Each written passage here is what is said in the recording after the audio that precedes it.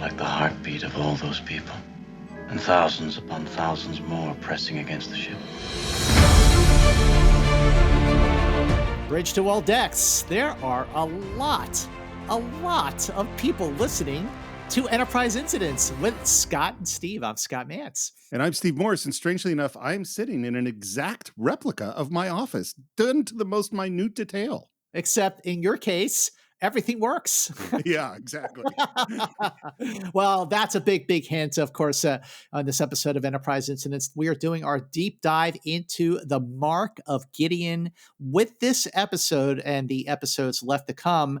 Steve, can you believe that we're down to the last 8 episodes of the original series on our journey through that series on Enterprise Incidents? I can't, and it's, it's weird. It's weird to go like, oh, okay, we're going to be done with that. I know. Soon. Yeah, it's weird. Oh, just like following the arc of the show, the beginnings, finding their feet, hitting their stride, hitting their peak, and then tapering off and being on the other side of the arc. I feel like that's certainly the case with going episode by episode. And now that we're on the back end, really the back end of it, and seeing just the massive decline in quality of this show that reached such great heights with Amok Time and Mirror Mirror and Doomsday Machine, and with Whom Gods Destroy, and now the Mark of Gideon.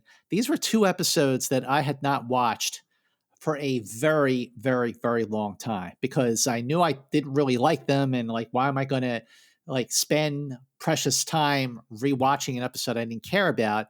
But I actually think, Steve, that the Mark of Gideon is the episode of the original series that I have seen the least, and probably it's been the longest since I've actually seen it, up until the rewatch for the purposes of this conversation. Now, what has your take been on the Mark of Gideon over these years? Like you, I haven't watched it a ton as an adult, and it's sort of the same thing that I was saying before about other episodes. Is like, if I were kind of sitting and half paying attention to this episode, it would be, not great, but whatever. The more you pay attention to it, the worse it gets, and that's sort of where we've been with a bunch of these episodes lately. And it really, but I do think one thing you and I have proven is that it isn't the 3rd season. It is the second half of the 3rd season. Yes. That's the real, and maybe if I looked at the broadcast order rather than production order, some of those would have happened earlier, and maybe that's what gives the impression. For sure. But in production order, we've hit it where you're hitting multiple not good episodes in a row. That's the second half of the 3rd season. Well, if you actually take into account that the first half of the 3rd season was really, really quite strong, and at least close to the quality of the 1st and 2nd season. When the 3rd season was given the green light, it was given an episode order of 16 episodes. So after the initial order of those 16 episodes culminated with Whom Gods Destroy, NBC ordered 2 more interim episodes before making the final decision to close out season 3 with a total of 24 episodes, which also closed out the series itself. So the Mark of Gideon was the first of those episodes, but with the exception of Let That Be Your Last Battlefield, and an episode that I really love coming up, which is All Our Yesterdays, this last part of the 3rd season is really like, and not this one or not that one. Oh my gosh, The Way to Eden. Oh my gosh, we got to get into that. But I am really looking forward to All Our Yesterdays. But regardless, the Mark of Gideon was the 71st episode of the original series to air on January 17th, 1969. It was the 73rd episode to film, and it was shot on schedule in 6 days between October 23rd and October 31st, 1968. The total cost for the Mark of Gideon, Steve, is $166,416, which is almost $12,000 under budget. And watching this episode, you could see really, they did not splurge at all, and even the score was tracked.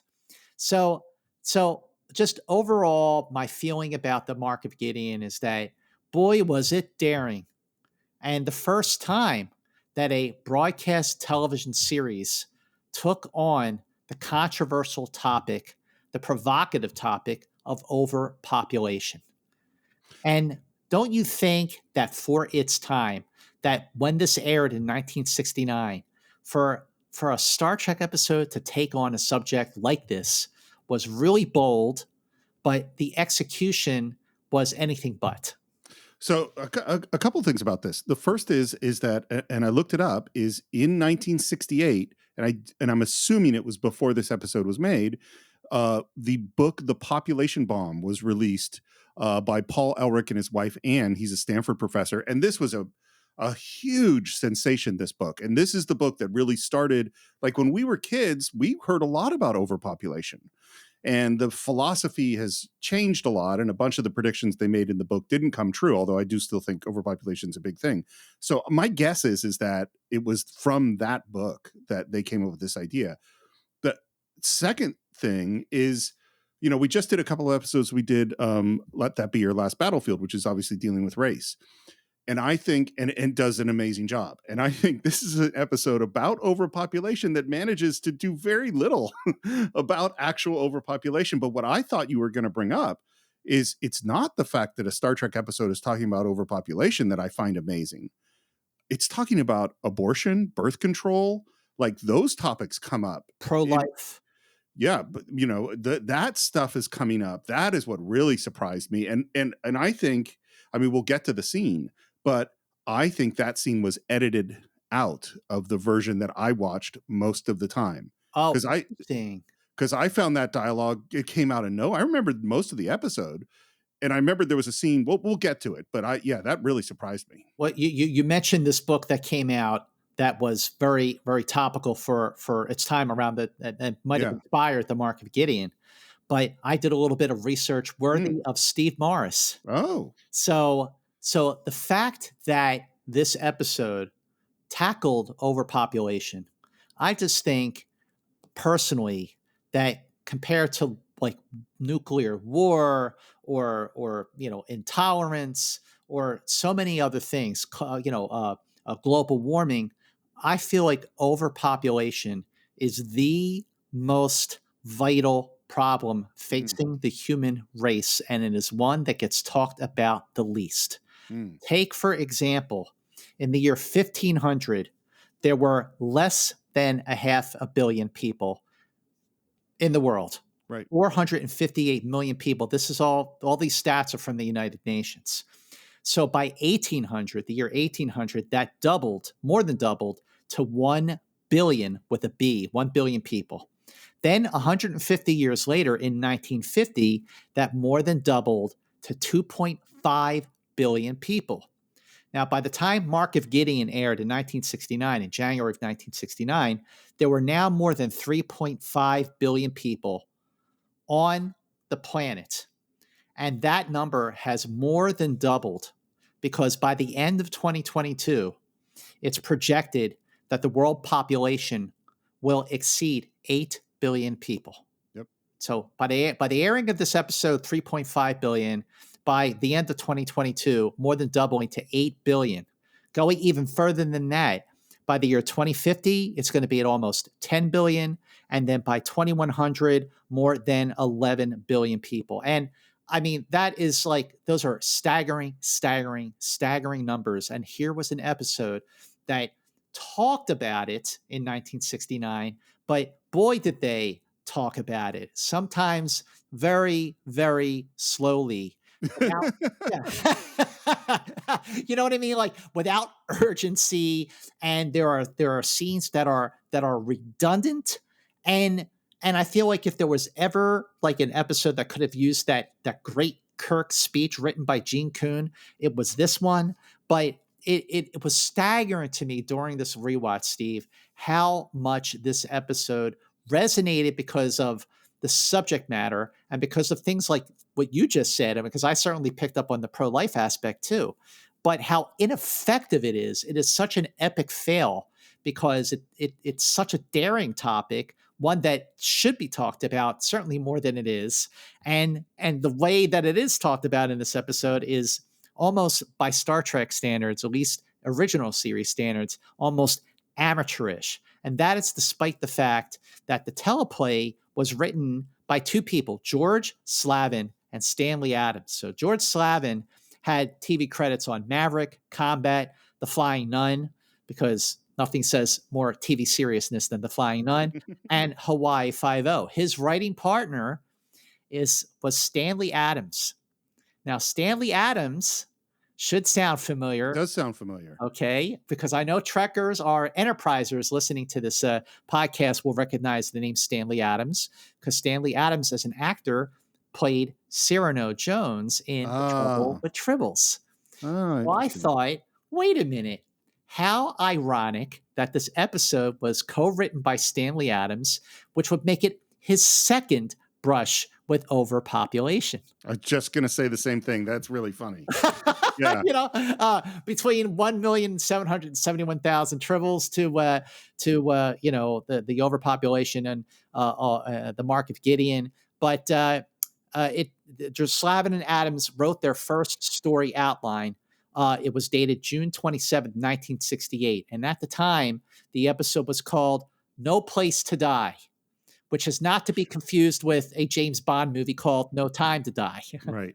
But then with the revised outline, then the title was changed to The Mark of Gideon. That was on July 12th.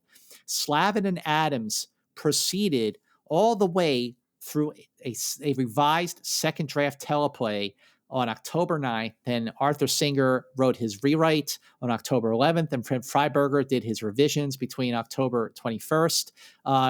Through November 1st, which is actually the day after this episode wrapped, which just shows you how disorganized things were by this point. But this is the fourth of 5 episodes to be directed by Judd Taylor. And like I said, the score was tracked. But, I'm sure there was a lot going on around this time. That was better than the episode itself. Yes, at least one thing, a couple things maybe. It wasn't the heaviest news week. As you said, it's October 23rd through the 31st of 68. On the 23rd, it was the last mission of the fastest plane in the world, the X-15 rocket plane, which Chuck Yeager flew. He wasn't flying this particular flight, but it went to Mach 5.38, and that was its last flight. I was going to ask you that rocket, that jet sounds familiar. Is that the jet that he flew at the end of The Right Stuff? I believe that it is. Yeah. I know that he set a whole bunch of records in that plane. The first one he flew, I think, is the X2, and that's when he broke the sound barrier. Right. The Glamorous Glennis. Yes, very excellent memory. On October 25th is the first live performance of a little band called Led Zeppelin. Ooh. Yeah.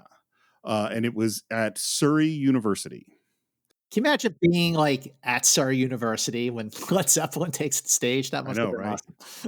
On October 31st, recently we were talking about how Nixon wanted the war in Vietnam to continue because it was better. He felt it was better for him for his election. We're getting right up to the 68 election now because it's October 31st. It's coming very soon. Johnson announces that things are going really well at the Paris peace talks, and he orders a complete cessation of all bombardment of North Vietnam. This is 5 days before the election, and suddenly Hubert Humphrey starts catching up. So it sounds like both sides are manipulating the Vietnam War in order to get it to their advantage. Wow. And that is all that's going on in the world. That's all I have. I think things were much, much busier on the planet Gideon. But you wouldn't know it when you watch the episode, would you? So you want to get into the show? Let's do it. All right. So we're orbiting Gideon. There's difficult treaty negotiations. And basically they said, look, only one person can beam down, and that is Captain Kirk. And the one thing we hear is that we've heard it's like a virtual paradise down on Gideon. I shall be interested in hearing your description, Captain. You won't have long to wait. Okay, remember this moment, because Kirk says you won't have long to wait, and only Spock is in the transporter room when Kirk is about to beam down. I bring that up because it's going to come back later in the conversation. Well, I'm glad you brought it, because the thing is, the line doesn't actually make sense. And they put it in here to make that moment that's going to happen later. And as you say, the moment doesn't make sense either. It's like, it's just bad writing. It doesn't make sense now, and it doesn't make sense later, especially when we get to the later point. I'll tell you why. We confirm our coordinates, All of this is kind of taking longer. We have no extras. It's just Mr. Spock.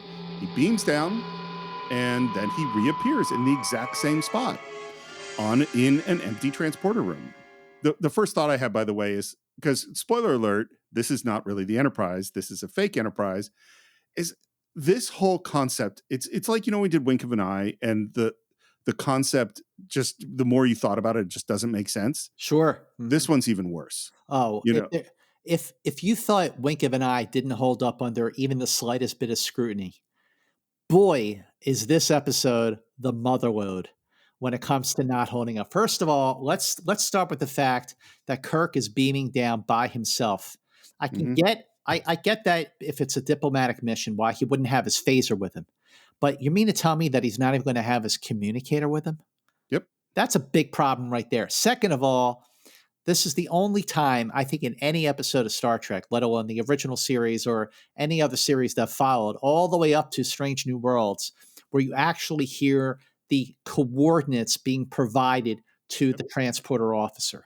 And it's a plot device to set the episode in motion. But unfortunately, it's a plot device that doesn't work at all, because the person getting those coordinates, even the wrong ones later on, you're talking about someone who corrects crew members, even the captain, when he doesn't have things down to the actual 100th of a percentage. So when we get into, this thing with the transposed numbers, that's something that Spock should have picked up like right away, but he doesn't. Yep. But still, when Kirk beams back aboard the Enterprise and Spock isn't there, like, I think this is a really good teaser. I agree. I think it is. I think it is too. Because he calls for Spock. He looks around. He goes out the door, ends up on a completely empty bridge, calls engineering, calls for Lieutenant Uhura. All bridge personnel report immediately. We see just empty corridors. Kirk to crew. Is anyone aboard? Now, what does this remind you of? What does all this remind you of? Maybe This Side of Paradise? Exactly. This is only the second time in the entire series where you saw Kirk alone on the bridge. And I thought it was interesting that when the first person he calls for from his console is Scotty. Yeah. Because he was the first person that Kirk called for in This Side of Paradise. Now, in This Side of Paradise, Scotty wasn't even in that episode. He was just mentioned. But I just remember when I was a little kid watching the Mark of Gideon for the first time, thinking, oh my God, where's the crew? Kirk is the only one. Something must have happened to the crew in between the moment that Kirk beamed out and beamed back in. Like, what could it be? Some alien? Was it a disease? Did some catastrophic thing wipe out the crew, holding them hostage? Like, I just thought this could be one of so many different things, all of them being extremely cool. And then, it's not. It's something else. Yeah. But you're right. It is a good teaser. And it's sort of like a Twilight Zone episode. That's how it feels when it starts out. That's not where it goes. Yeah, right. One thing to point out is we see that we're still orbiting Gideon on the screen, which is something, again, that's going to change. And I have no idea why. It makes no sense. But that is the end of the teaser. We come back in Act 1. Kirk is kind of wandering through the corridors. And this is my first big problem, is the lack of a sense of urgency. Your 430 people just disappeared. Like, this is a big, big deal. And a basic writing thing is go like, well, what would you do? I'm Kirk. What would I do? He's not really doing anything. Is the ship in control? Is it in good work? He would do stuff. Right. Exactly. Yeah. I mean, like when Kirk beamed aboard the Constellation and he saw that there were no survivors, and he's like, oh, there's no bodies either. There's got to be an answer. Like, where's that urgency? This whole episode is lacking in urgency. Yeah. I mean, his absolute first priority is the safety of his crew, and there is nobody aboard the Enterprise. And yeah, sure, he's startled. He's probably a little freaked out. He's probably just, observing and just trying to catch up with like what could have happened. But there's still a lack of urgency, a lack of suspense for something that should be just brimming with suspense. Exactly. And we hear, not in a captain's log, but in voiceover. The one thing that is obvious is that I suffered a memory lapse, during which time I bruised my arm.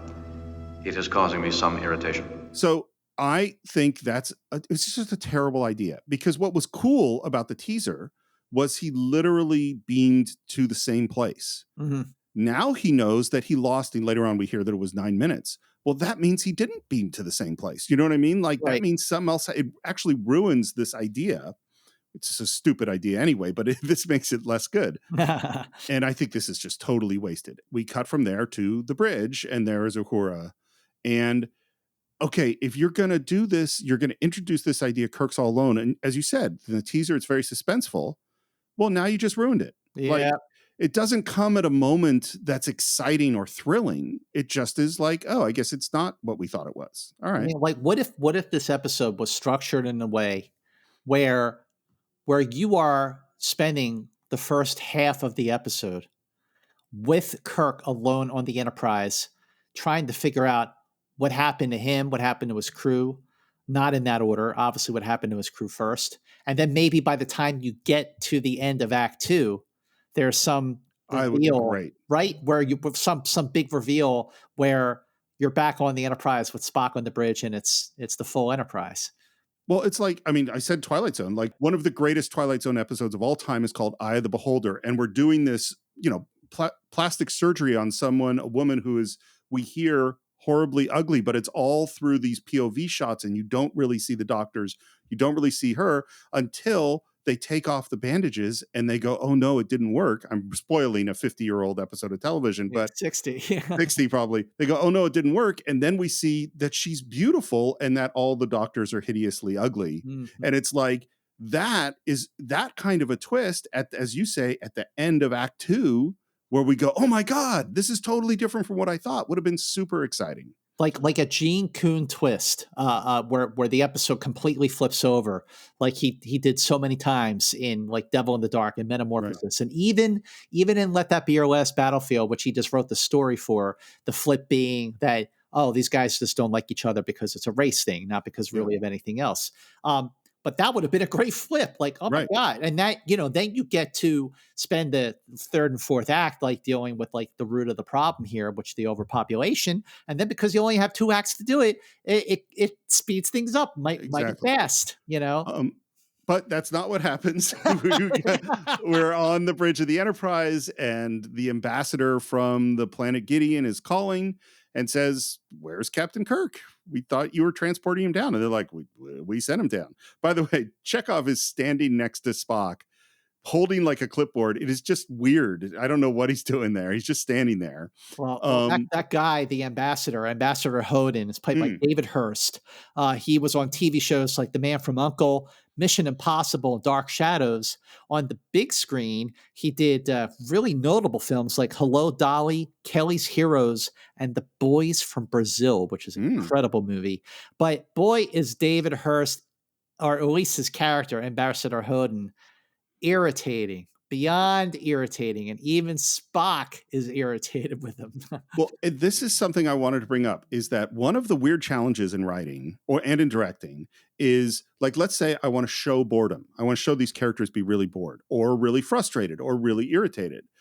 You want to convey that emotion to the audience without having your audience feel irritated, bored, and frustrated. I mean, like, they could feel that a little bit. Yeah. But you want it to be really interesting and captivating, even though this character is really irritating. That is not how I feel. I just feel irritated. Yeah, and not just because of this. I mean, the irritation proceeds for so many other reasons that we'll get to. So Spock is saying, look, we beamed the guy down, and they're saying we don't have him, and they're talking about the coordinates, and then we get into like, has Spock called them a liar, and they get irritated, and Spock keeps referring to the ambassador as Your Excellency, and every time he says the words Your Excellency, you can almost see Spock like gritting his teeth because he's getting starting to get very irritated, which is very un-Spock like. But this moment, they're passing the buck, Hoden keeps passing the buck back to Spock, saying, well, should have beamed down. He's not here. You can look for him, like, first of all, it's a big fat red flag right there. I mean, there's no way that Spock would just sort of stand by. I mean, this planet isn't even a member of the Federation yet. Here's my question. Does Spock ever believe that this guy's telling the truth? No, I don't think he does. I don't think there's any reason to believe he's telling the truth. Right. I mean, the transporter's working, like it's just so, but he's behaving as if he's giving some credence to the guy. Like Spock's behavior doesn't quite make sense here. I request permission to beam down to conduct the search for our captain. Permission denied. Your Federation must be aware of our jealous tradition of isolation from all contaminating contacts with the violent nature of planets of other star systems. Your Excellency, the wars between opposing star systems no longer prevail in our galaxy. I'm like, really? Yeah. What about Day of the Dove? Like, what? What about the Balance of Terror? Yeah, sure. I mean, there seems like there's a lot of. I mean, yeah, you have a treaty with the Klingons, but it doesn't seem to be working that well. Not yet. Of course, we shall institute a thorough search. In the meantime, Mr. Spock, I suggest that you look to your machinery. And he signs off. And Spock says, We must acknowledge once and for all that the purpose of diplomacy is to prolong a crisis. What do you think of that line? And what do you think that it came from Spock? It makes no sense. And it's almost like a violation of basic Star Trek principles, Like the first person who wants diplomacy is Spock. I mean, they don't know that he's going to become an ambassador later on. Like he's always arguing, not for violence and how can we work this out? It's totally bizarre. Then this one's even worse. Well, what are we waiting for, Mr. Spock? We're not diplomats. This is the guy who told Kirk, you're a soldier so often you forget you're also a diplomat. It's so funny. As soon as you said McCoy's line, I thought back quickly to Metamorphosis when he says, you forget you're a soldier so much, you forget that you're also a diplomat. Try waving a carrot instead of a stick. Well, and you think about, what about A Private Little War? Yeah.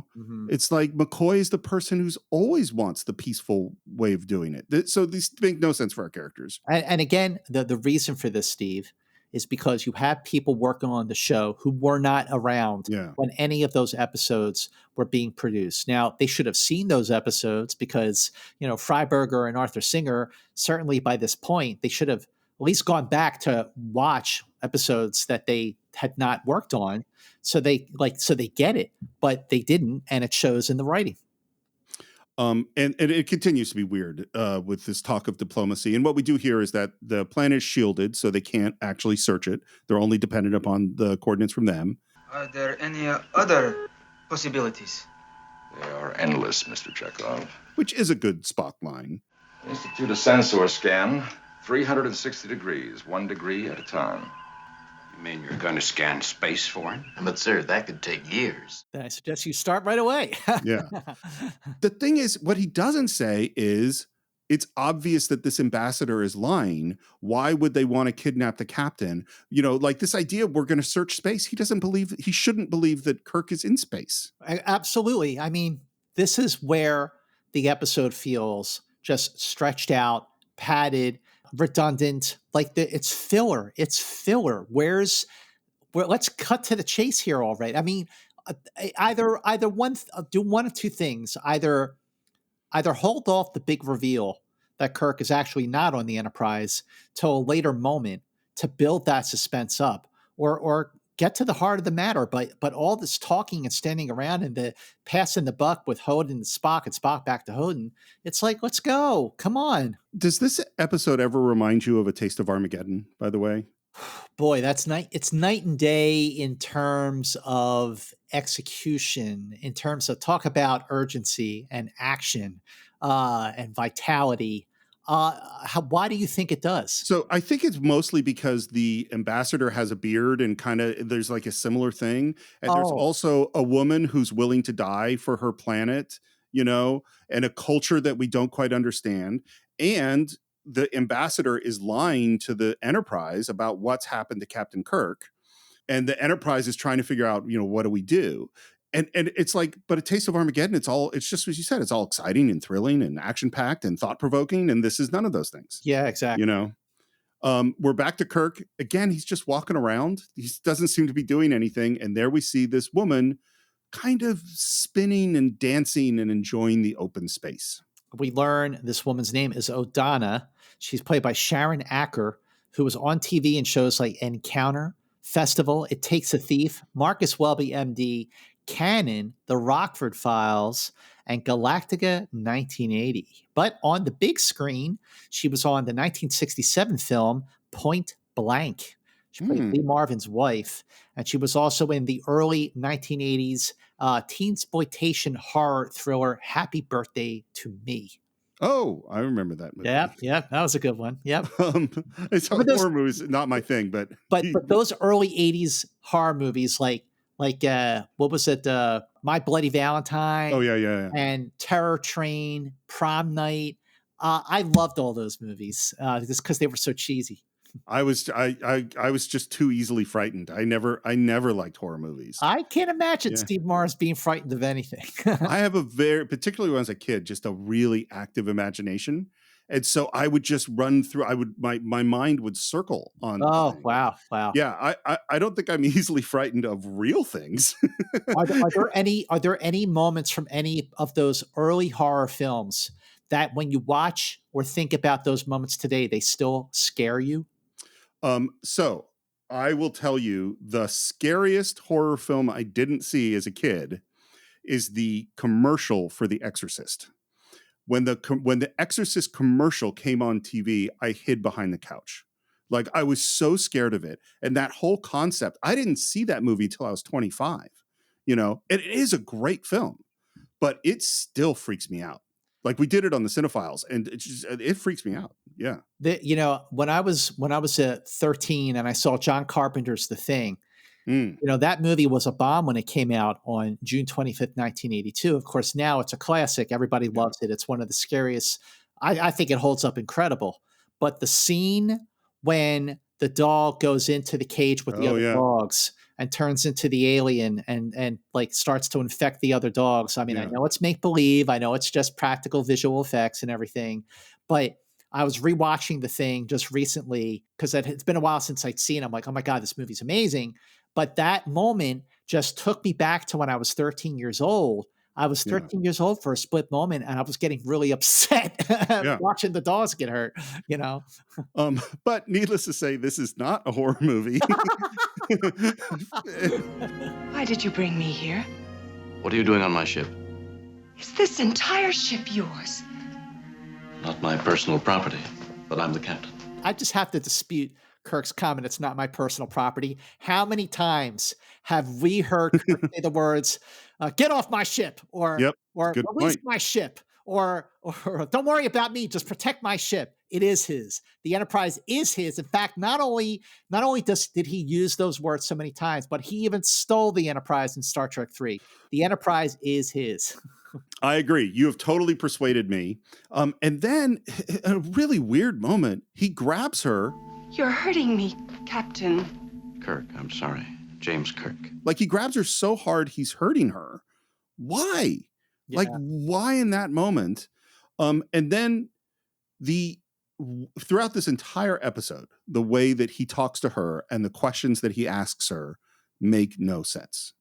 Like there's so many things where he should be asking her things and he's not. Well, that's what I mean. Like he should be cutting to the chase. Who are you? How did you get here? Where's my crew? Like, where did you come from? I mean, like he's just taking his time with it. Like, it's almost like Judd Taylor said, all right, Bill, we got 49 minutes to flesh out here. So take your time with the dialogue. Well, and he's asking her some questions and she's having trouble remembering. And so first of all, is she actually having any trouble remembering anything? No, I don't think so. No.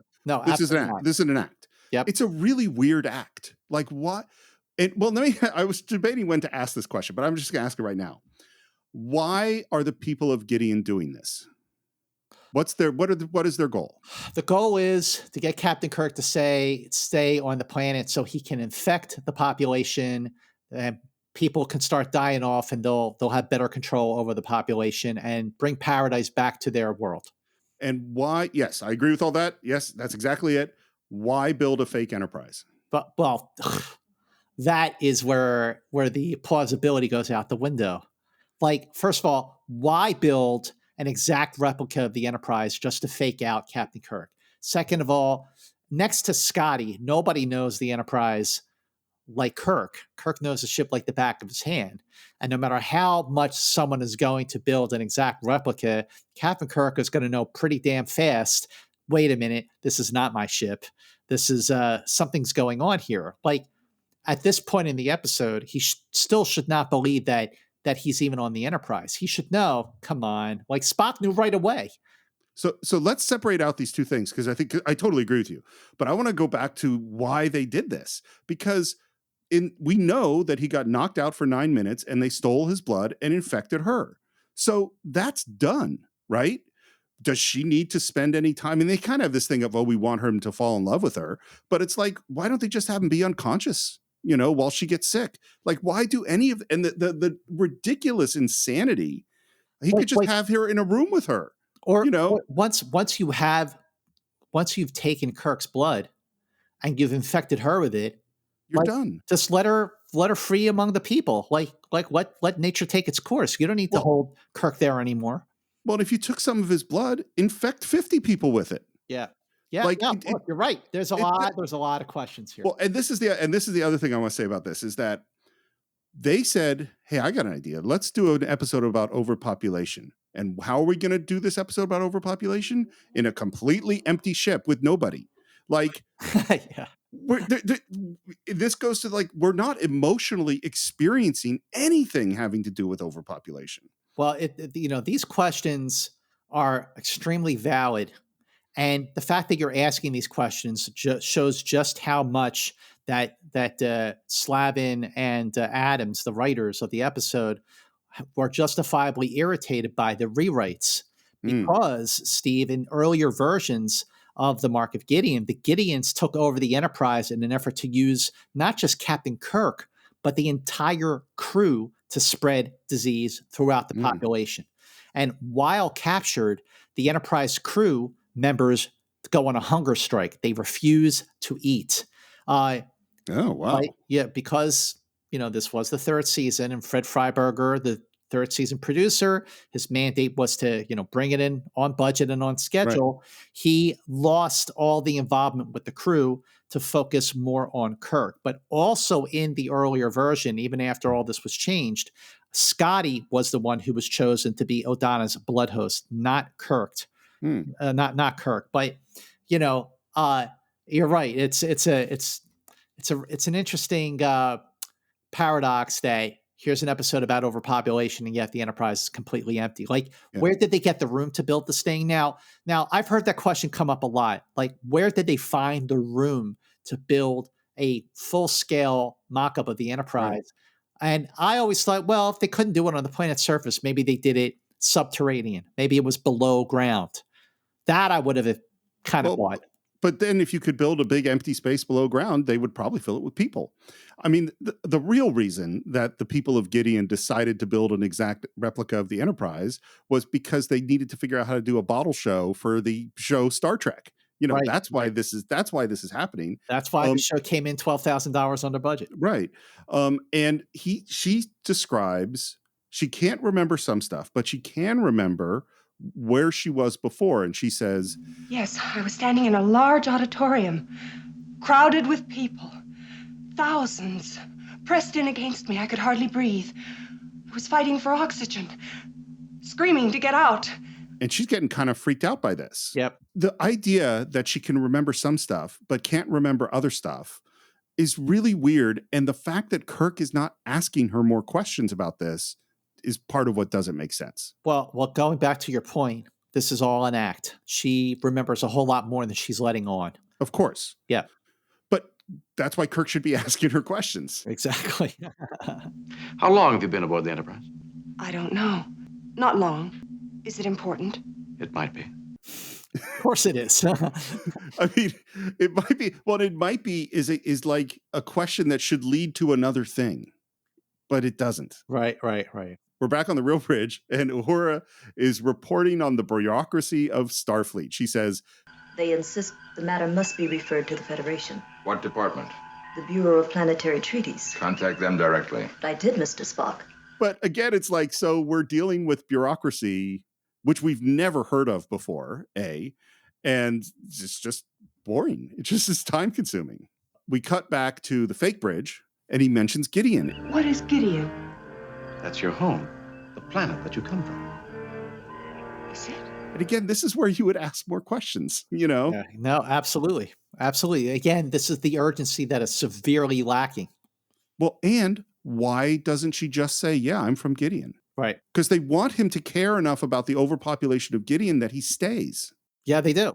But why doesn't she just say that she's from Gideon? I never understood why she doesn't just say she's from Gideon. Like, Well, that's why this memory loss thing is so, Yeah. it's so weird. I agree. And now he looks out, and instead of orbiting Gideon, there's stars out there. We're no longer over Gideon. Where are we? I don't know. I'm not familiar with that quadrant. A, why did we switch from orbiting Gideon to stars? No idea. B, Kirk's lack of urgency.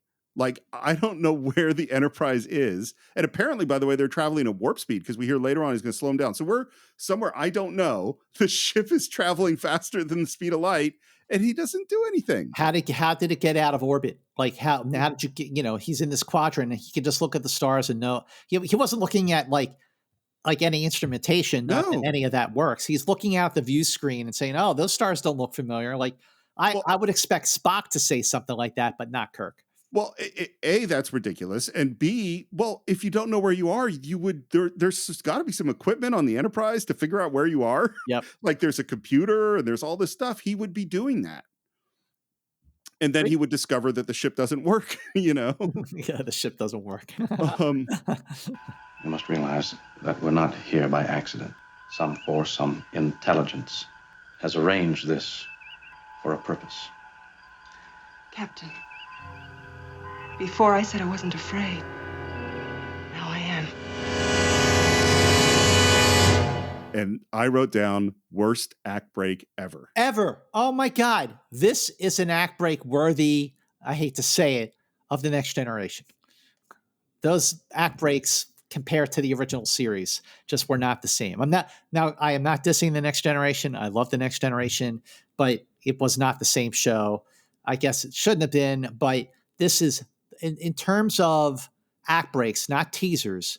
This is the weakest act break in the entire original series. And, it got me thinking that this would never have happened in season 1 or season 2. No, of course not. And, by this point, like we were talking about before, the third season was really on its last legs. You had all the creatives who made Star Trek what it was are completely gone. Even Bob Justman was gone by this point. So I was looking up some interviews and, hearing some of the cast members talk about the problems, and especially the latter part of the third season, is really interesting. So in a 1974 interview, DeForest Kelley said, the third year was not a good year because there was too much going on. Problems with the network, thinking we were going to be dropped, bad time slots. A kind of internal revolution took place, so to speak, and it began to show. Now, George Takei, on the other hand, said, despite our setbacks, despite the poor time slot, and despite the low rating numbers that started to come in, confirming our worst fears, the cast members threw themselves into each script with the same dedication as before. The scripts may not have been what they were the previous 2 seasons, but the integrity of the performers remained unchanged episode after stressful episode. Now, this last quote, Steve, okay. I'm going to say what the quote is. I want you to try and guess who said it. Okay, here it is. In the third year, William Shatner held the show together. By that time, he had the power to change things in the script. When a script wasn't up to snuff, Bill would say, come on, we have to do so-and-so and so-and-so. He had that power. Leonard did too. But Leonard was more interested in protecting the character of Spock. I think Bill was more interested in the series. So here's a quote praising Shatner's dedication in the face of unbeatable odds. Now, who do you think said these very praiseworthy words about Shatner? So first of all, it would be hilarious if it was Shatner. No, it's not. But I would. The weirdest one for it to be would be Sulu, would be George Takei because of all their conflicts. But I guess D. Kelly. Well, I don't know. Actually, who else other than George Takei had conflicts with Shatner was Jimmy Doohan. Right. and the fact that Doohan, who also like George Takei and certainly like Nichelle Nichols, had problems with Shatner for whatever reasons, the fact that he was able to say, all right, you know what, despite all that, he held that show together its third season. Even Nimoy said that there is so much of Captain Kirk in William Shatner. And I think it's kind of cool that everyone sort of like said, Shatner really, really gave it his all in that third season. Even Fred Freiberger really liked William Shatner because when the third season was getting underway, Freiberger said to Shatner, he said, look, I'm new to this whole thing. I might need your help. And Shatner said, whatever you need, I'm here to help. Just say the word. So Shatner's dedication to making the third season work, even though the stories were not as good, but I just think it's interesting that James Doohan was going out of his way to praise Shatner, despite everything else. Totally. So we're back in Act 2, and there's another really long conversation with the ambassador down on the planet, and I'm not going to just go into it. The big thing is they say, hey, good news. We looked, no Captain Kirk. So it must be on you. Good news. And there's all this conversation about language and stuff like that. That's, I don't find terribly interesting. What I do find interesting is after we're all getting totally irritated with Ambassador Hodin, McCoy, who is standing right next to Spock, in a full voice says, You gonna let him get away with that? No matter what you say, Mr. Spock, he'll twist your meaning. Yes, he's infuriating, sir. How can you stand it? I'm like, did they turn the mic off? It's almost like Hodin should have said, I'm right here. I know. Well, and then he says something. He says, Mr. Spock? Yes, Your Excellency. Are you still there? Yes, Your Excellency. There was considerable interference with your transmission. A lot of noise drowned out what was said. So did Hodin hear what they said or not? I think he did. I think it's just like, he must have.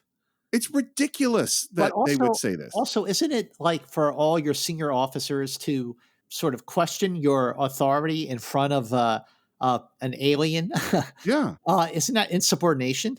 And stupid. And it's like Captain Kirk's life is in danger here. Right. And you're going to piss off the guy that's like probably holding him captive? I'll not take that, Mr. Spock. That transporter was in perfect condition. I guarantee that myself. Transport me down right this minute and I'll prove to those gentlemen. And Spock basically goes, go to your room.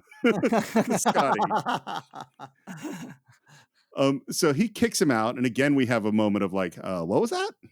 The ship's engineer was explaining that the malfunction, which did exist, has now been repaired. We would appreciate an opportunity to test the equipment. I therefore request permission to beam down to your council chamber. Why would he say that? He just said it was our fault. Right. That takes away all his negotiating power.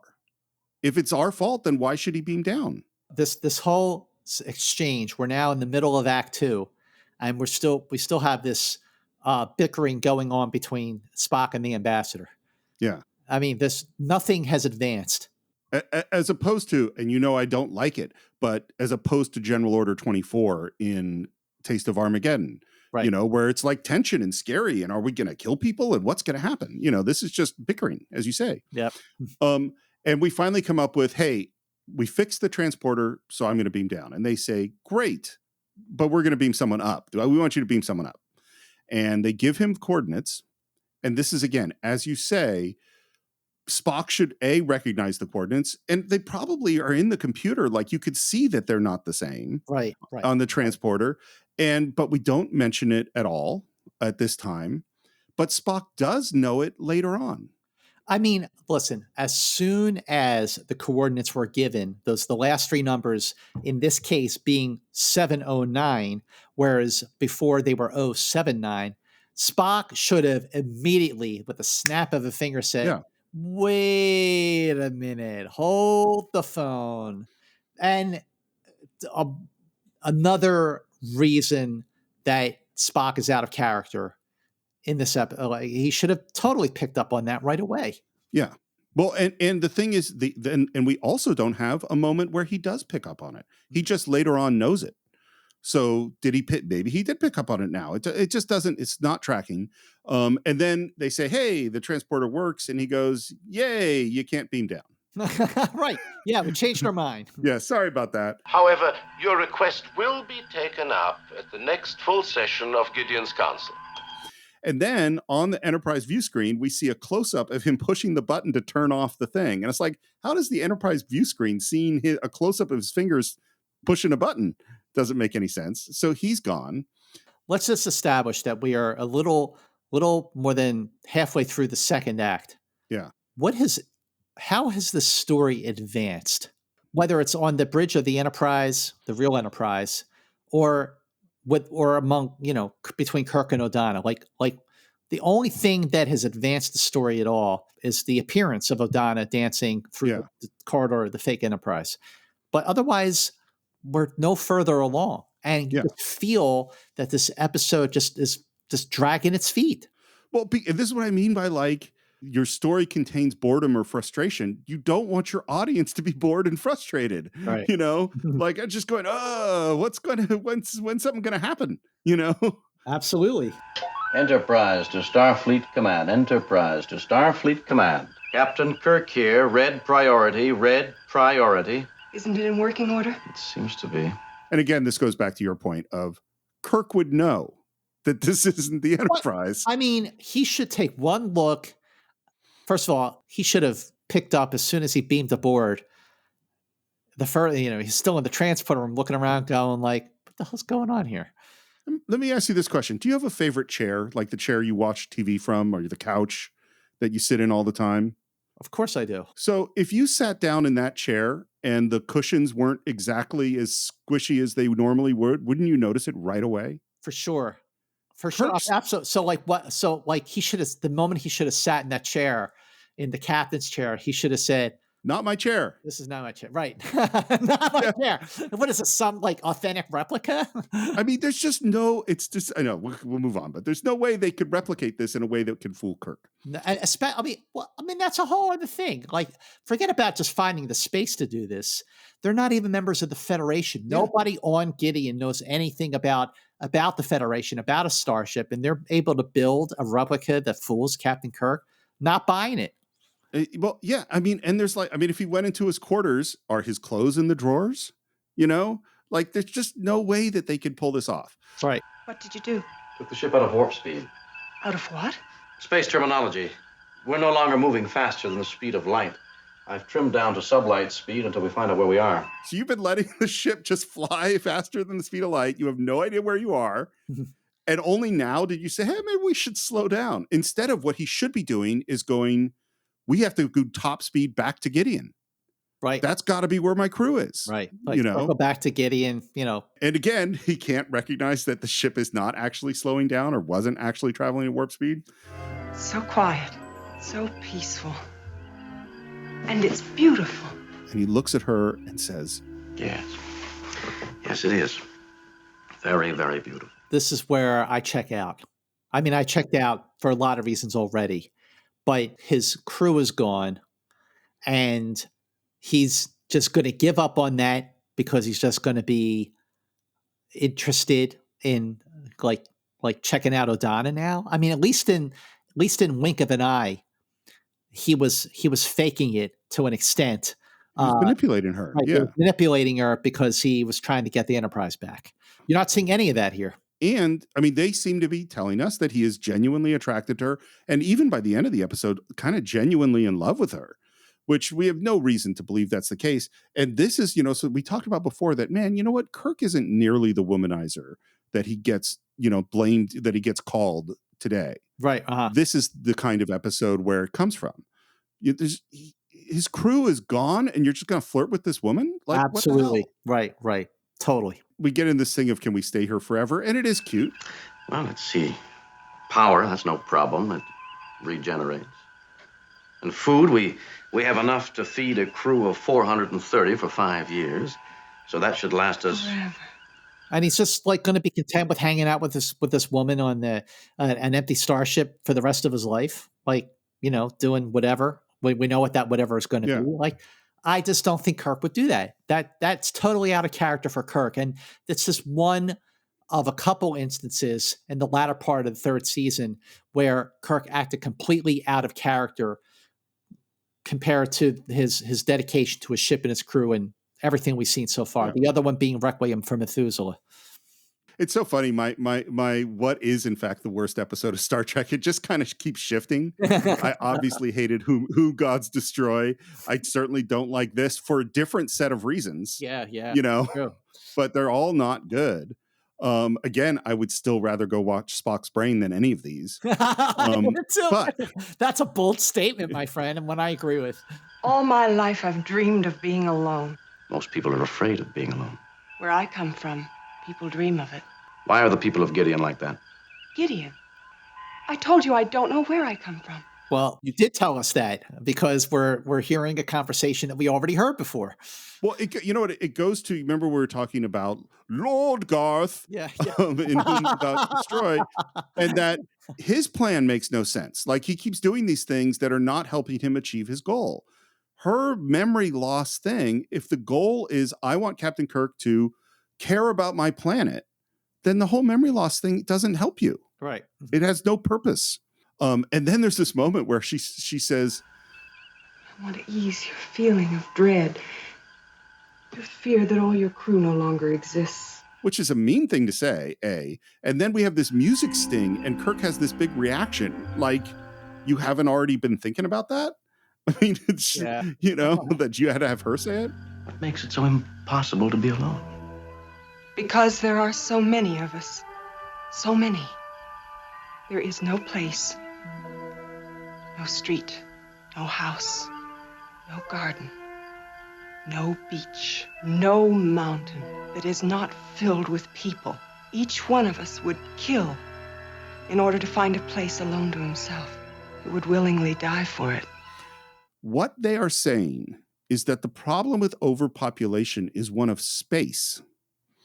That really isn't I mean, it could eventually become the problem with overpopulation. The problem with overpopulation is one of resources. You know, like, so if you wanted to make a show about overpopulation, it's about water and food and pollution and energy and all those things. Those are the problems. Those are the problems. And in 1798, Thomas Malthus published an essay on the principle of population, which predicted that on a global scale, the human population would outgrow its ability to feed itself. So even around the turn of the century, 1798, you had people already thinking, wait a minute, what happens when the population exceeds its ability to feed itself? And that is the issue that you're talking about. By the way, Malthus is one of the guys that leads to Darwin, because Malthus says that populations always expand beyond their ability to support themselves, and then they retract because they don't have the resources, and that's part of why Darwin goes, and that's why they evolve.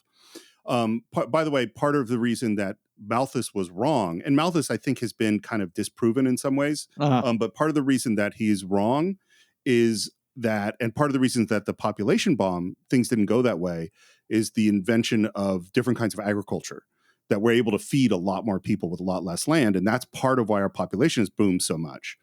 But we still have limited resources, you know. Sure. You come to kill. And then there's a hard look. And then he says, Odona, have you come to die? And she starts to cry. How does he come up with that? No idea. Wait, did you come to die? What? I don't know. I don't care. I only know I'm here. I only know I'm happy. And then they kiss. And there is a big music sting. And then as they're kissing, on the view screen behind them, suddenly there are all these faces. This freaked me out as a kid. It freaked me out as a kid. I mean, this is one of the few moments, one of the only moments that actually was very effective, like seeing all those faces on the screen. Yeah, no, it really did freak me out. Kirk doesn't see it. There is no, I'm not even going to ask the question. There is no reason why these faces show up on the screen at this moment. Exactly. Like, why reveal themselves? Yeah, why? It doesn't make any, why are we not orbiting Gideon anymore? Why reveal these faces at this moment? It just makes no sense. But it did creep me out. Yeah. And that is the end of Act 2.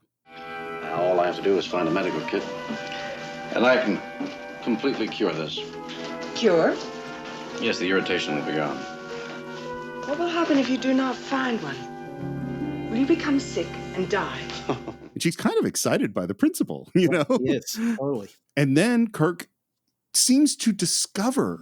Do you know, I don't even remember how this happened. I have a theory, and maybe and I'm curious if this is something that you have, is I think the voiceover where he talks about losing 9 minutes and where he talks about how he got that wound was added later. That maybe that's what Fred Freiberger was writing the day after they were shooting. That is very possible. Guess. That's very, very possible. But what I do know is that there was a scene filmed, but cut for time, where as Kirk is sort of giving Odona a tour of the Enterprise, where they're just walking around, just killing time, they find themselves in sickbay. Yeah, killing time. Where they find themselves in sickbay, and Odona picks up a medical instrument and has an accident where she loses a finger.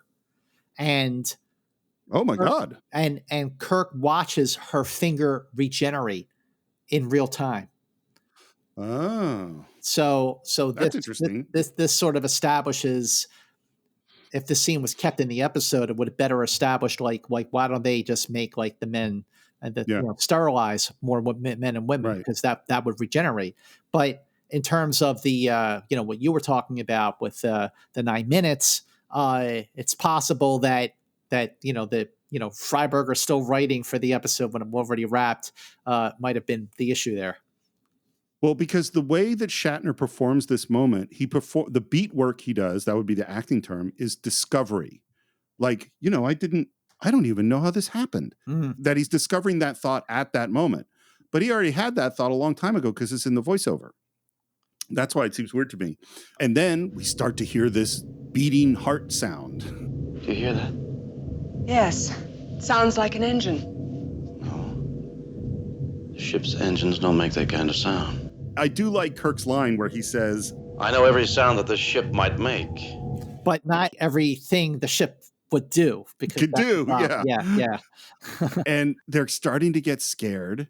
And so they go to a viewing port and he fiddles with the things and he opens it up and there are all the faces staring at him. And the way Kirk is more scared than Odona is, but why should Odona be scared? She knows exactly what's going on. And then the faces of the people disappear and then we have stars. Yep. And again, I wrote down, why is this happening? Mm-hmm. It was like the heartbeat of all those people and thousands upon thousands more pressing against the ship. It is really crowded on this planet. Yeah, it is very crowded. Exactly. I mean, look, I think there's a really good provocative episode in there but that's not what they filmed. I mean, they can't afford it, obviously, but the way to show this is that Kirk should be trapped in a mass of people. Right. He should experience the overpopulation, not experience the opposite of overpopulation, which that's a lot of extras. Is a lot of extras. And by the way, again, why are we hearing the heartbeats now and we didn't hear them earlier and we're not going to hear them again in a minute? What, did it flick a switch? Yeah. So that we won't keep trying to find out where we are, that we'll be content to stay here. Be content. And he does not react well to that. Be content. Not until I find out what happened to my crew. Are they dead? I don't know. Did you kill them so you could have the ship to yourself? And she's starting to act a little bit weird. Mm-hmm. And then we suddenly are watching this from the view screen from the council chamber on Gideon. This should have been the reveal that this is not the Enterprise right here. Right. Not in the beginning of the first act. Yes, absolutely. And she says, I never felt like this before. And Kirk says, I've never felt like this before either. So is he saying, like, he thinks she's saying she's falling in love and now he's saying the same thing? Yep. Yeah. It's so out of character. Like, yeah, my crew is gone. I have no idea how to find him. Why not? I guess there are worse people to be stuck on a starship with. You're some weird woman with no memory who, to me, this is the note I wrote down. I think this moment is disrespectful to both Edith Keeler and Miramani. Wow, you are absolutely right. It is. I mean, it's like, no, you've been in love, dude. Right. Like this ain't it. This is the way one looks when one is developing a sickness. There's no sickness on your planet, remember? Now there will be. There will be sickness. There will be death. She's faints. He picks her up. He's walking around the corridor, and there is the Ambassador Hoden. Yeah. Yes, Captain Kirk. Our experiment has passed the first stage. But she's ill. And we're grateful to you for her illness. You have done well, my daughter. And he takes her away from him. Guard the captain well. We shall need him for a long time. And that is the end of Act 3. Thank goodness. Act 4, we're back on the bridge, getting some bad news from Starfleet that they're saying, no, you can't do it. This Admiral Fitzgerald, is played by Richard Durr. So he should look familiar because he was the Commodore who assigned the Enterprise to deal with Lazarus in the alternative factor. The problem is that in the alternative factor, his name was Commodore Barstow, and in the Mark of Gideon, his name is Admiral Fitzgerald. So maybe he got married, took his wife's name. Sure, something like that. And Spock is trying to convince them that, you know, you should let me beam down, and says that he knows the ambassador is lying and that he's holding the captain.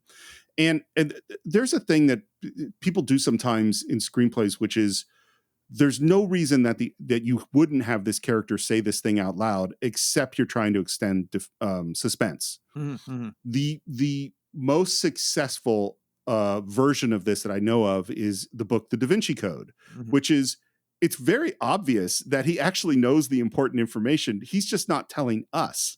And so Spock is saying, look, I can prove to you that they're holding him and that they've lied to us, but doesn't actually tell them the thing about the coordinates. That should be the first thing you said. But he's not saying that. Permission denied. Admiral, I wish to state for the record that your decision is completely arbitrary. It's not arbitrary. They have reasons.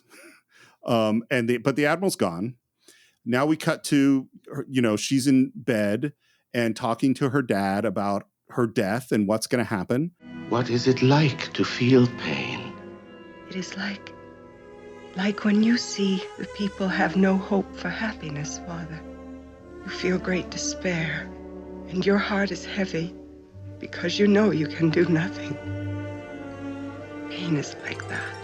Now, there's a moment that, had the episode worked, would have been really, really effective. It really would have been like, wow, like, can you imagine feeling that way about death and pain? Because we're not engaging in what the episode's about. Mm-hmm. We're not experiencing emotionally the overpopulation. We're not experiencing what it is not to have pain. We're not experiencing what it is to feel pain for the first time. You don't know what she may have. But we do. She has vagal choriomeningitis. Oh, yeah. Well, at least she doesn't have xenopolycythemia. Yeah, that's true. Because that doesn't have a cure, whereas this, Kirk had, and they cured it within 24 hours. Yes, our Prime Minister learned about you during our negotiations. That's why we brought you here. Your blood provided the microorganisms which infected her. It's just like the most ridiculous plan. But let me ask you a point. Like, what kind of a burden would you feel knowing that your blood was taken without your consent to infect the population of a race so that half of them could die off and the other half could breathe again? I mean, like, I that would not sit well with me. I'd be pretty messed up by that. Yeah, no, I agree. It is a weird thing. It's just, they could have just asked for the blood. Like, or what? Why didn't the Federation, Kirk, through the Federation, offer to repopulate the species on other planets? Another planet, yeah. There were other things that could. This is a really weird plan to do this thing. And then Kirk decides to fight them. It's a pretty good little fight. Throws a guy in some action. Yeah. But it doesn't work. They grab him. You're mad. Oh, we are desperate. And then on the Enterprise, they say, I don't understand how Starfleet can deny us permission to beam down to search for the captain. This lack of belief of, it's like, no, this is a diplomatic mission with a planet we've never been to, and you're in something like the military. The idea that we're shocked that they're giving us orders doesn't work either. Right. Unfortunately, I must violate a direct order from Starfleet. That's the best possible decision you can make, Spock. I'm with you. I'd be curious to hear how Ralph would have staged this, because it's really static and boring the way this is staged. Yeah, for sure. And finally, we get to him asking for the coordinates and exposing that the coordinates don't match. Mm-hmm. Finally. And by the way, when Scotty repeats the coordinates back, he recites them off the top of his head. He's not reading anything. Oh. Like he remembers what the coordinates are, but he's not like looking like a clipboard or anything. But yet no one at this point, not even Spock, was Spock who like should immediately recognize that the numbers are transposed. But again, another aspect that just does not work. Because he was saying to the ambassador that he can prove that they took Kirk, and it was obvious then that he knew, but didn't say it. And if you're right, if Scotty doesn't even have to read it from something, he should know too. I was given 2 different sets of coordinates. Yep. Mm-hmm. I shall beam down at once. Mr. Scott, you have the con. And McCoy wants to go with him, and Spock says no. Well, in that case, it's the worst possible decision you can make, Spock. Which is kind of funny.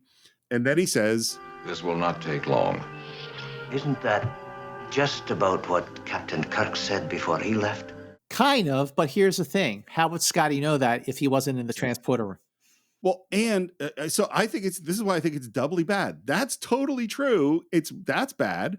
And the only reason they did that, had Kirk say that, it didn't make sense for him to say that. The only reason they did that is to have this line here. Yeah, right. But it doesn't make sense because it's coming from Scotty, who wasn't in the room. But Spock beams down and materializes on the Enterprise. And by the way, one thing I thought too is like, man, if space is at such a premium, the moment this scam ended, you would think that they would fill up this space. Totally, yeah. And Spock walks through the corridor, and then we cut to really weird angle looking up through a glass table at Kirk. And this is the scene that I think I wasn't in the edited version that I saw growing up. Or I think it was in there where he's just saying, but doesn't go into the stuff about sterilization, birth control, and basically about abortion.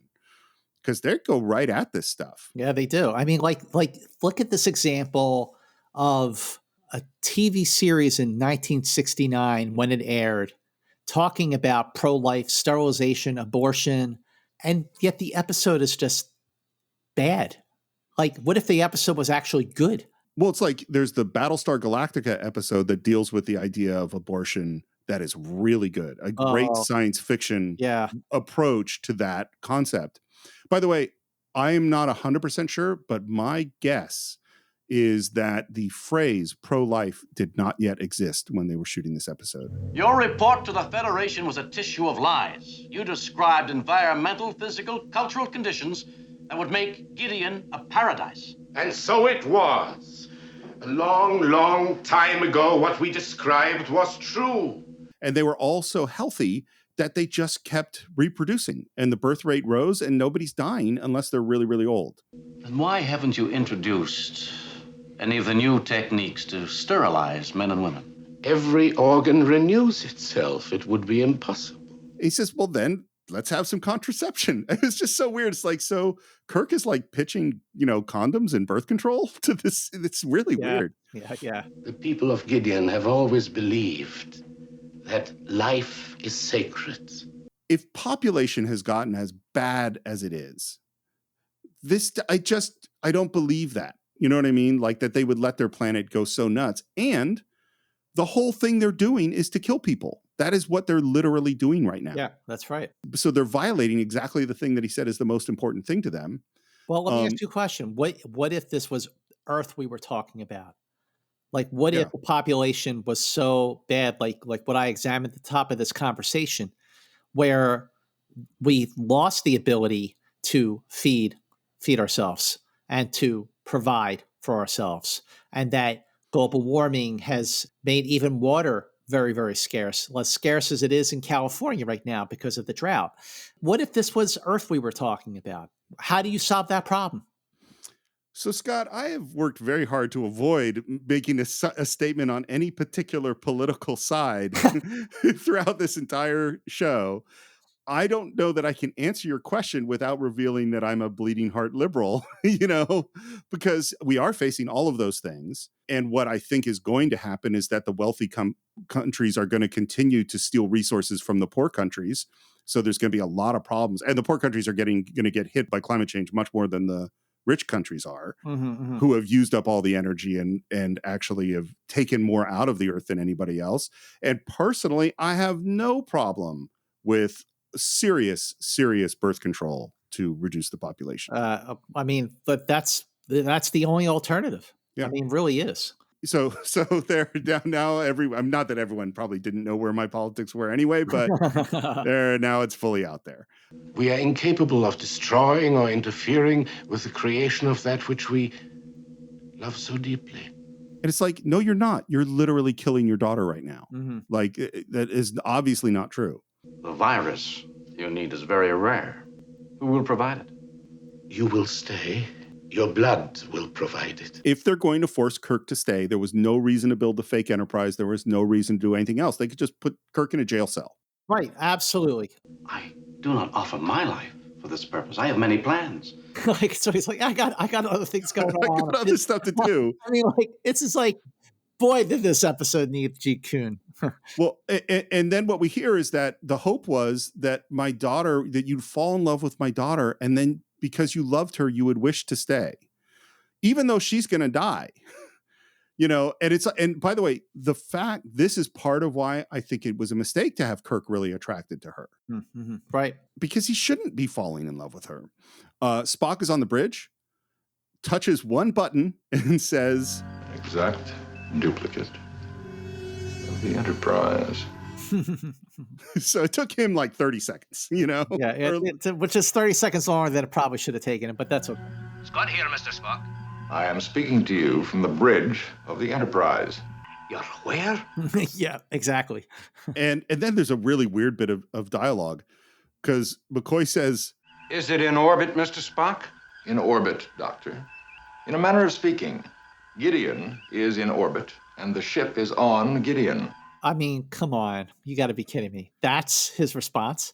Well, and it's like, and again, it's where's the urgency? If you have time to make that statement, shouldn't you be going, where the hell's the captain? Yeah, totally. And then we hear, as he's walking away to look for the captain, he has a log, which basically tells us almost everything we already knew, but then also says, "It is my intention to locate the captain and warn him before the experiment reaches its conclusion, which logic indicates means the end of the captain's life as he knows it." Very dramatic. So Kirk is in with Odona, begging to bring McCoy down. Even if she lives, her blood will provide the same serum you need as mine would. No. Her death at so young an age will let the people know for certain that our life cycle can be changed. It is the symbol that will bring forth the dedicated young volunteers. The serum in their new blood will change Gideon. And I wrote down, wait, you're going to kill all the young people? That's what it sounds like he's saying. Sounds like that's what he's saying, yeah. Like, why not kill the old people? I mean, I don't know. And all that talk about life from before obviously is BS, because she's like, yeah, we're going to kill a whole bunch of people. And I asked you to make our journey last forever. It began here. And it can continue. If only you'll allow me, I can cure you. So it's not just that Kirk loves her, it's that she loves Kirk, and I just don't believe any of it. I don't buy the love at all, and I completely agree with you that Kirk falling in love with Odona so quickly, and then later what we see in Requiem for Methuselah is totally a betrayal of Edith Keeler and Miramani. You're absolutely right. And it almost looks to me like she dies, by the way, in that moment. Yeah, it looked because she puts her head back and puts her in the bed. Spock comes around the corner. We get an FSNP. We get a kind of nice move where he waits for the other guy to punch and tosses him down the hall. Kind of cool. That guy that he tossed down the hall was Jay Jones, the stunt guy who stepped on the rock in the apple and the big one went to the hospital after Apollo sent him across the set. Mr. Spock, we have a patient for Dr. McCoy. Have Scotty beam us up. And we end up at sickbay, and hey, she's alive. She's alive. McCoy does it again. and Kirk is smiling at her, and she says, "How can you bear to look at me after the way I deceived you?" Yeah, exactly. Oh, yeah. How can you? You get off my ship. That's where he should say, "Get off my ship." Aha! So it is your ship. Exactly. Well, it's like, we said in Let That Be Your Last Battlefield that maybe Kirk is sometimes a little bit too nice to people that mess with him and take over his ship and do terrible things. Example. It's a great example. Like, no, you did lie to me. And you did actually plan on you dying and me being trapped on your planet, killing off half the population. Yeah, I'm a little mad at you. I'm a little pissed, yeah. Yeah, but instead he's just smiling at her and looking at her and just really happy. You are a gentleman, Captain Kirk. Thank you, ma'am. You are no longer needed on Gideon. I can take your place there. And he seems bummed because he's clearly in love with her. And then it's later on, we're walking through busier corridors. As crowded as my planet is, I could wish for it to hold one more person. That's okay. It's like, no, thanks. We have romantic music, and she says, "I will miss you, James Kirk." And that is the end of the episode. Not only was that other act break the weakest, this is the weakest ending of an episode. This is an episode I'm guessing that Arthur Singer, the story editor, and Fred Freiberger, the producer, they probably took their cracks at it after Stanley Adams and the other guy did their passes at it and just went, I don't know how to save this thing. I don't know. I don't know what to do. I don't know how to make this episode better. But we're out of time. We got to put this in front of the camera. So let's just hope for the best. And what they got was one of the worst. What did other people think about this episode? Well, I'm glad you asked. So George Slavin, who co-wrote the screenplay, said, "Well, I was 50% happy. I only know what people tell me, and that is that they are entertained by it." Really? But what could have happened if I would have sunk my teeth into something more real? It would have been much more entertaining. Then Fred Freiberger said, "One of my pet themes is overpopulation, and I thought this was a good idea. We were taking a shot at something fresh and gutsy, and it worked out pretty well.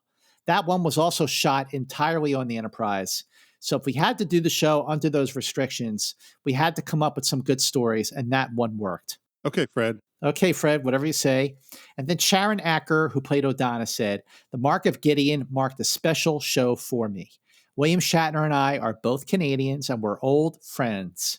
When I walked onto the set of Star Trek, Bill and I had not seen each other or acted together for 12 years. We enjoyed the reunion, and I think that special feeling shows between Captain Kirk and Odona." Now, as much as I don't buy Kirk's love for Odona, I do think that Shatner and Sharon Acker actually have good chemistry together.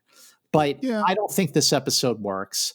Rewatching it for the first time, seriously, Steve, it's been years and years and years since I've seen this episode. And as I was getting ready to rewatch it, I thought, well, maybe it's not as bad as I remember. Maybe having this whole fresh new look at the original series, since we've been doing Enterprise Incidents, will make me appreciate it so much more, or at least a little more. Maybe there will be things that I like about it, like Plato's Stepchildren. Don't like the episode, but there are very good merits there.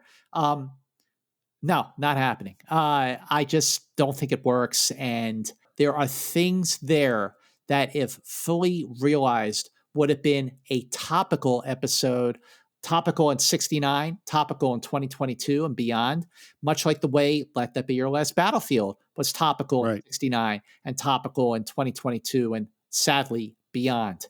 But unfortunately, it just doesn't happen.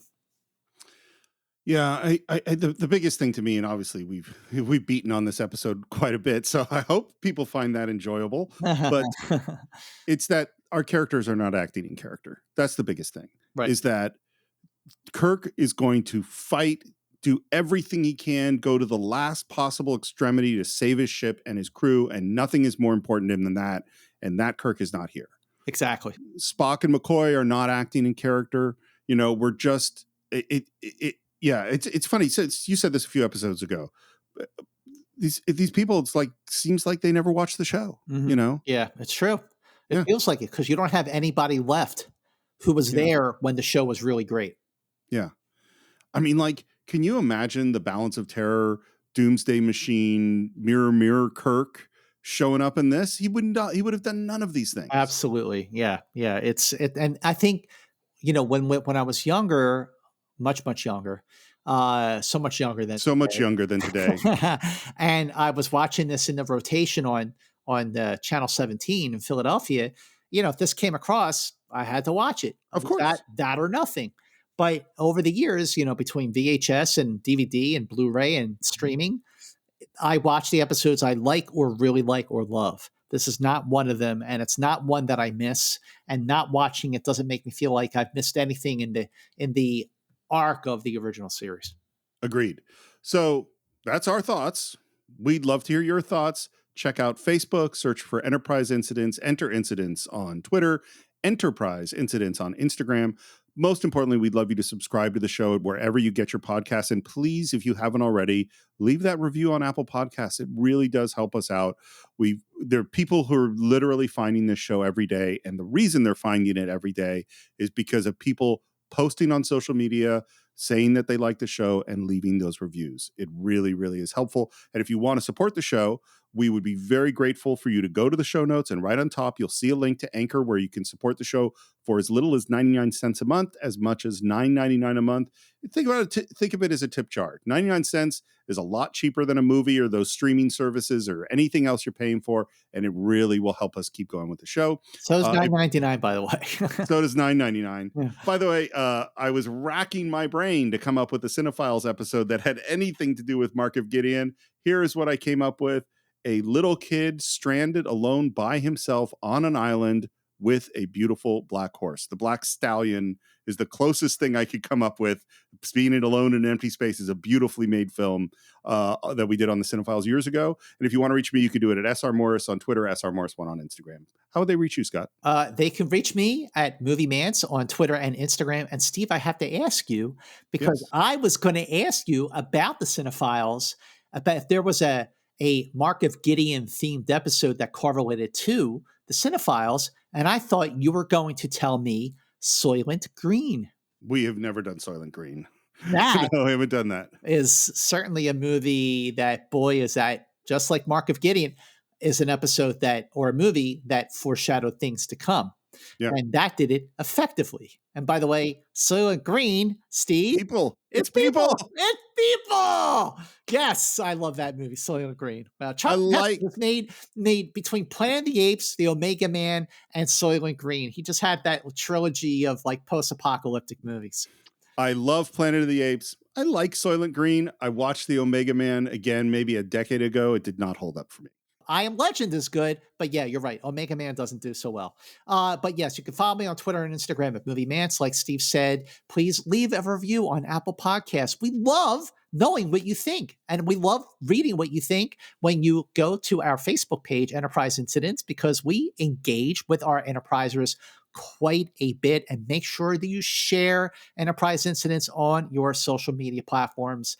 So like Steve said, people are discovering us every day, and with your help, more people can discover Enterprise Incidents. Start from the beginning, and that will give them a whole lot of catching up to do, and hopefully they will enjoy doing that, because we hear from a lot of people who do enjoy doing that. So, Steve, we got through Whom Gods Destroy. We got through the Mark of Gideon. Next time on Enterprise Incidents, we have an episode that is an improvement, certainly more action, more entertainment. I wouldn't say that's a great episode, but by late third season standards, it'll do the trick. Be with us next time for The Lights of Zetar. The Lights of Zetar is next on Enterprise Incidents. Until then, keep going boldly.